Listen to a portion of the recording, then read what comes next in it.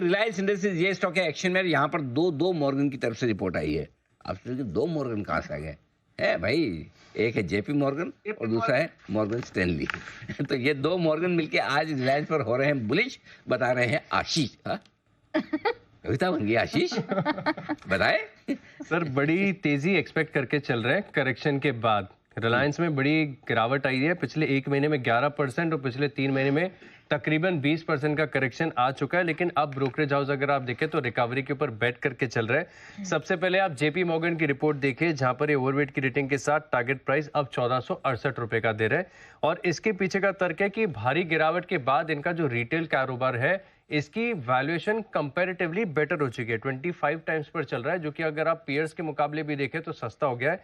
लेकिन जो करेक्शन का मेन रीजन था, उनमें से एक रीजन ये भी है कि रिफाइनिंग मार्जिन जो इनके लगातार घटते जा रहे हैं, इसका भी बड़ा इम्पैक्ट था। तो ये लाइकली रिवर्स होना चाहिए यहाँ से। और साथ में अब इनके जो सोलार पैनल्स की इकाई है, ये भी शुरू हो गई है, तो वहां से भी कंट्रीब्यूशन देखने को मिल सकता है। इसके अलावा अगर आप देखें तो मॉर्गन स्टैनली भी यही मान रहे हैं, ओवरवेट की रेटिंग के साथ 1662 रुपए का इन्होंने टारगेट दिया है। और इनका भी तर्क यही है कि रिफाइनिंग मार्जिन अब यहां से रिवर्स होने चाहिए, यहां से बढ़त देखने को मिल सकती है। और साथ में जो इनका फ्री कैश फ्लो है, अब यहां से बेहतर तरीके से जनरेट होगा, तो बैलेंस शीट भी काफी बढ़िया मजबूत होगी। और साथ में जो ओवरऑल फाइनेंशियल्स है, यहाँ पर भी आपको बढ़िया इंप्रूवमेंट देखने को मिलेगा विद वैल्यूएशन कंफर्ट। तो रिलायंस पर अगर आप देखें तो रिकवरी पर अब बेट किया जा रहा है। ओहो, रिकवरी में पसंद आ रहा है रिलायंस। ये है आपके लिए खरीदारी का मौका मॉर्गन स्टैनली और जेपी मॉर्गन के, अगर आप माने तो। विश्वेश जी रिलायंस के चार्ट्स देखेंगे राजेश जी, और एक चीज़ बता दूं, अगर लॉजिक और फॉर्मूले से जाएं,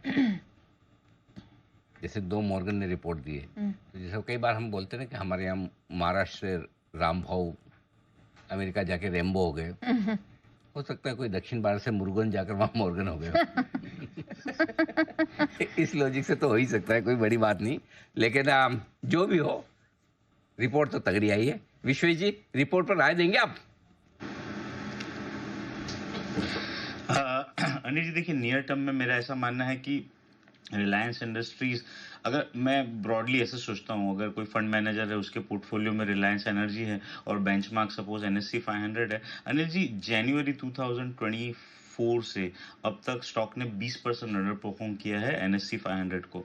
अब सब्सटेंशियल है, ऑलमोस्ट 11 मंथ का हो गया। और अब सपोज वैल्यूएशन रीजनेबल हुए हैं, तो ये ब्रोकरेज हाउसेज भी, Anil ji I have worked in some of the top brokerage houses, तो उसके एनालिस्ट जो होते हैं ना, वो टेक्निकल एनालिस्ट के पीछे आके बैठते हैं मंदी में, भाई अभी रिपोर्ट निकाल दे क्या, भाई अभी रिपोर्ट निकाल दे क्या।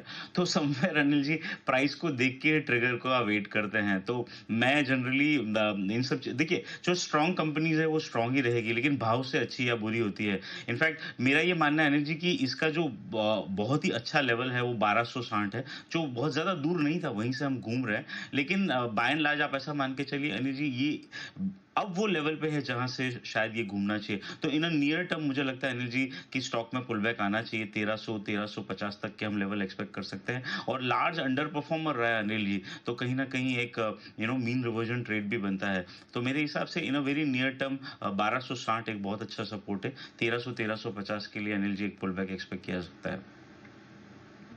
ओके।